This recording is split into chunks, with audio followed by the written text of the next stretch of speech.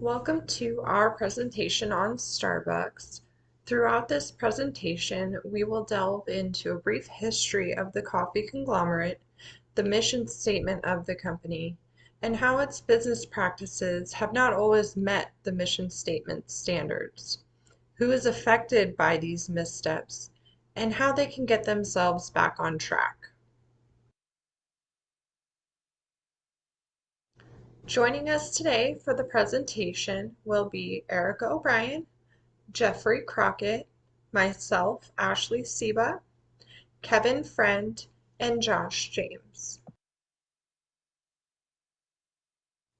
The background on Starbucks will be presented by Erica O'Brien. The introduction of the narrative and the mission statement will be presented by Kevin Friend. The analysis of the controversies and the disconnect will be presented by Jeffrey Crockett. Identifying stakeholders involved and affected will be presented by myself, and the analysis and communication objective will be presented by Josh James. Please welcome Erica as she starts the presentation on the background. Hello, I'm Erica, and I'm going to talk about the history of Starbucks. So, the first store opened in 1971 in Seattle, Washington, at a place called Pike Place Market, which has over the years become a famous tourist attraction. Um, at the time, they did not sell coffee, drinks. They operated as a coffee bean roaster and retailer, so they sold coffee beans and equipment for brewing the coffee at home. Howard Schultz discovered the place in 1981 while he was working for a company that sold kitchenware and coffee equipment. By 1982, he joined and became director of retail operations and marketing. Traveling through Italy in 83, he witnessed the vibrant cafe culture in Italy, and he wanted to bring that to the States. So, over the years, he made it a coffee shop. And by the 1980s, there were 11 stores in Seattle. Um, Years later, in 2018, there were up to 26,000 stores in 77 countries. And they planned to have 55,000 by 2030.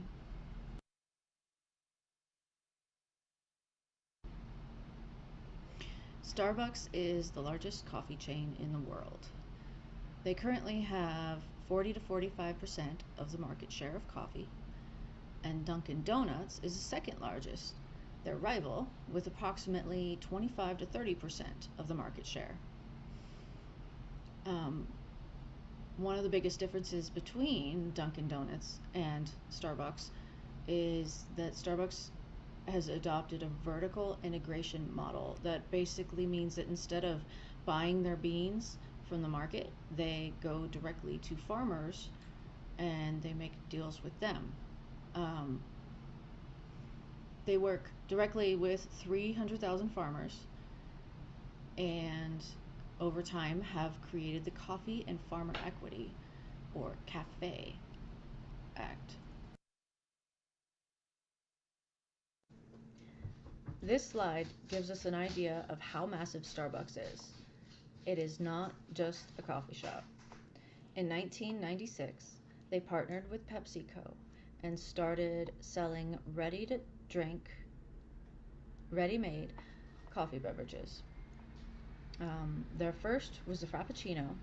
It hit the shelves in 1996, and its popularity led the way for other products, including the double shots, refreshers, and various cold brew options of today.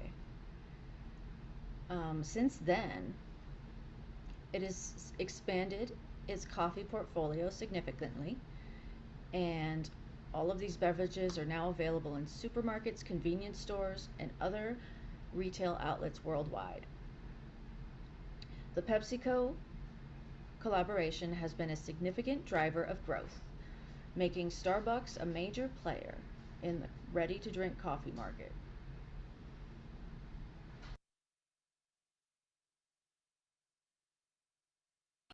Hi, my name is Kevin, and I'll be going over the mission and narrative portion of the assignment. This is kind of where we learn everything about what we stand for, and the foundations that Starbucks is built on, and what they're trying to follow, and making sure that they do follow, so they don't have these negative disconnects. But unfortunately, when there are so many things that you're trying to stay committed to, sometimes it does develop a problem. So at Starbucks, they believe that with every cup, with every conversation, with every community, we nurture the limitless possibilities of human connection. It's more than just the cup at Starbucks. They want to make sure that they're involved with the community, make sure they're involved with their employees, and making sure that they stay committed to the promises that they've made to everyone. One of those major things is diversity, equality, and inclusion. Starbucks is one of the leaders in that. When it comes down to like big corporations, they make sure that they are committed to that. Another major one for them, which takes them ahead of some of their competition, is that they ethically source all their product, their coffee beans. They want to make sure it's coming from a place that workers aren't facing difficult situations or long work hours or bad conditions to even work in. So they stay committed, and they put programs in place to help monitor that. Another, probably the most overall important part of Starbucks is they want to make it like a third place, and I'll be touching on that on the next slide in a second. But they just want to have a place where you can go that's not work and home, and Starbucks really makes sure that they try to do that. And I'll go over that on the next slide.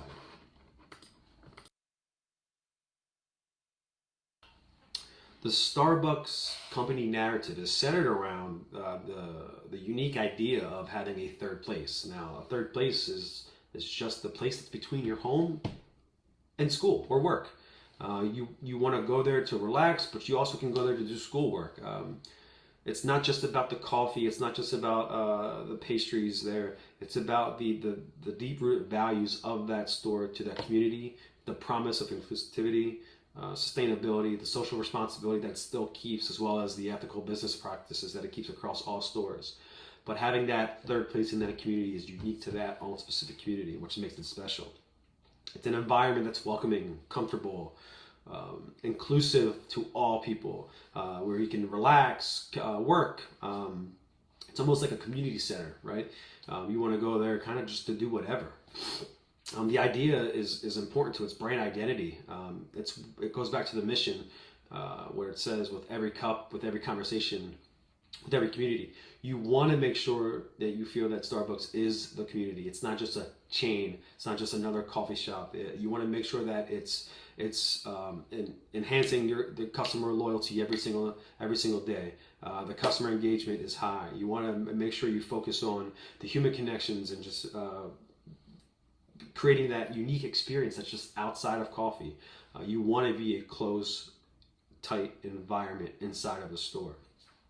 And with that, there are many challenges of trying to balance that, which I'm going to go over right now on the next slide. Now, like I said, there's challenges when you're trying to commit to so many different things, and you want to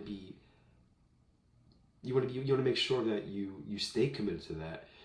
And there are things that you have to do to show that. But when you don't show that, and you aren't doing what you're committed to, like you said you were, a narrative disconnect forms, and that's where what you're saying is not doing is not matching what you're doing. And it doesn't even have to be actual practices, like in your mission statements or in your brand promise.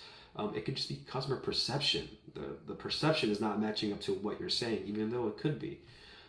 Even with their strong brand reputation over the last few years, there's been a change in some customer perception.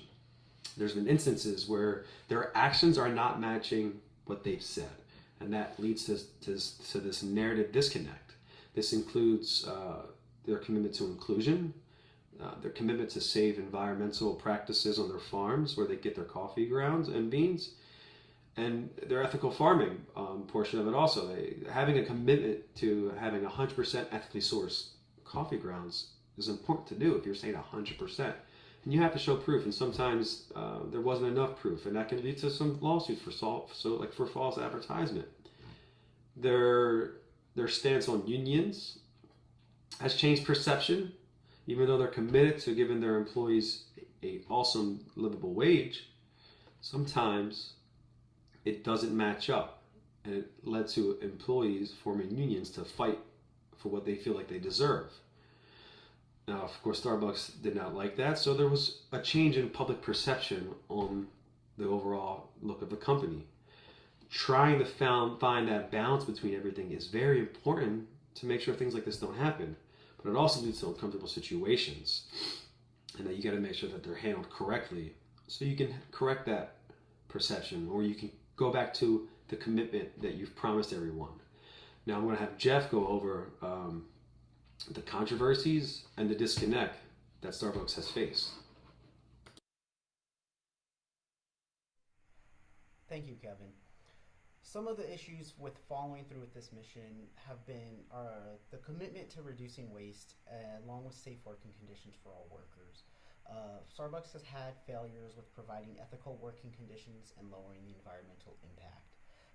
Our commitment of supporting ethical sourcing with regards to the farms that Starbucks sources their coffee beans from have had issues in the past. An incident in 2023 found that Starbucks supplied their UK stores with tea from Kenyan farms that had more than 70 women who worked on these farms, accusing their supervisors of sexual assault and abuse. They quickly fixed that and stopped using the farms having these issues. But in 2024, they were sued for false advertising for again sourcing their tea and coffee from farms that were experiencing human right and labor abuses. Our commitment to pledging to be resource positive. Starbucks still uses single-use cups and lids. They're very, very hard to recycle. The plastic linings of these cups are incredibly difficult with the recycle process. We have reusable options for purchase, but it's a low number of the amount of revenue, and it's not something that gets pushed very much. On top of the previously mentioned issues, our commitment to inclusion in labor practices have also taken a hit recently. With regards to promoting inclusivity for all partners and customers, there was an incident in 2018 where two black men were arrested for just waiting for a friend inside a Philadelphia Starbucks. This impacts our mission to be an inclusive environment for all partners and customers because one of our selling points is that we want this to be the third stop between work and home, and it's hard for that to happen when you can get arrested or the police called on you for just hanging out at the Starbucks. And then the other issue is a workplace that values its partners with competitive pay and benefits. Then 2022, after complaints from partners about low wages and other working conditions, stores around the nation begin to unionize, much to the dismay of the company. This impacts our mission to be a socially responsible employer because not only is it bad optics to say that we aren't paying the employees properly, the fact that they do feel that way is saying that we are not committing to our mission of employing fair work practices for these employees. Starbucks employs a certification program called CAFE, which stands for Coffee and Farmer Equity. It's a program that evaluates suppliers according to more than 200 indicators related to transparency, quality, social, and environmental responsibility. There are some issues with this, however. Limitations for this program: there are previously certified farms that get overlooked. Sometimes because there's too many farms, it leads to less transparency. On top of that, the cost for some farmers to be certified can be great. It can, for many small scale farmers, they may need to invest in new practices, documentation, and audits. These costs are a barrier to entry, potentially excluding some farmers who cannot afford the initial investment.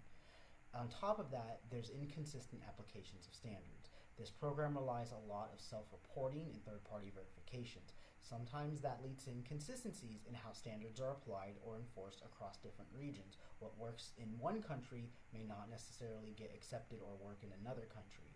These inconsistencies can undermine the credibility of the certification. And with that, I'm going to hand it off to Ashley, who will discuss the stakeholders who are involved or infected with some of these issues.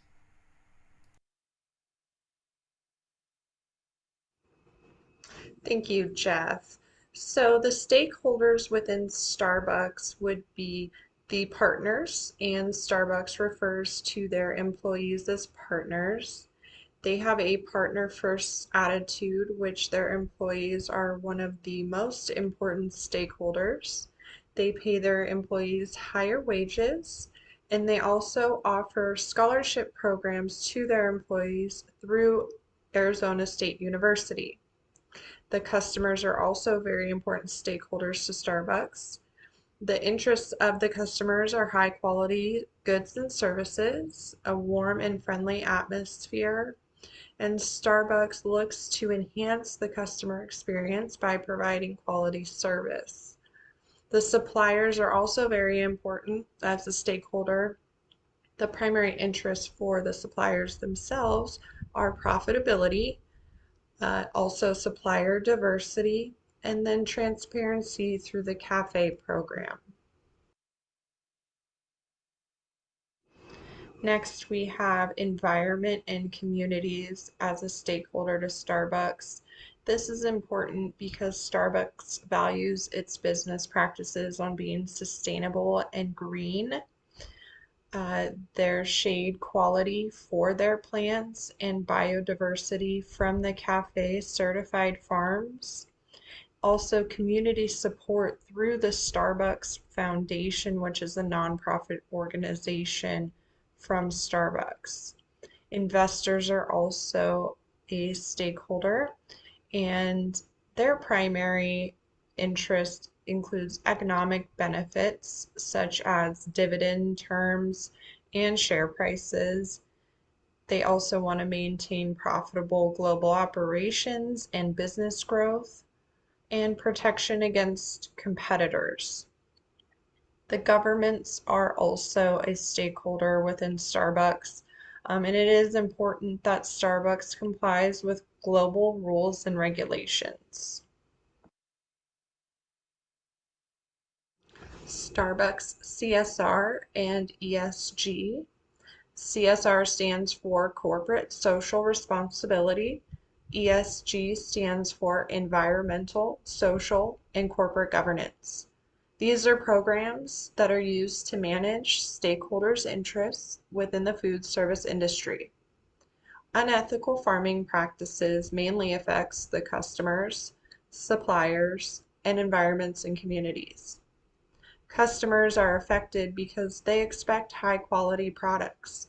Suppliers are subject to possible labor abuse and civil rights violations, and environments and communities are affected by lack of sustainable farming.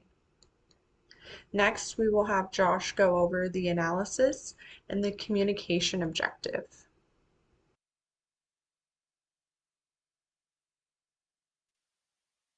Thank you, Ashley.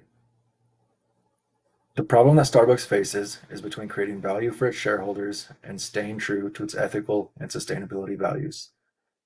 As a publicly traded company, Starbucks is accountable to its shareholders who expect to see a return on their investments. This creates pressure for the company to cut costs, grow quickly, and increase profits. At the same time, Starbucks has built its brand on a commitment to ethical sourcing, sustainability, and environmental stewardship. Shareholders expect Starbucks to deliver growth and profitability. This includes expanding into new markets and improving operational efficiency. Starbucks has expanded into countries with lower wages and different labor laws, which can boost profits but can also conflict with the company's ethical commitments.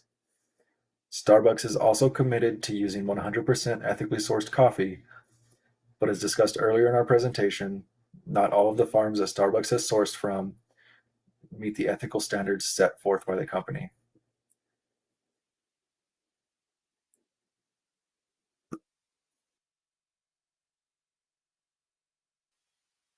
As a company, our focus should be on rebuilding trust, staying committed, being transparent, and showing what we've accomplished.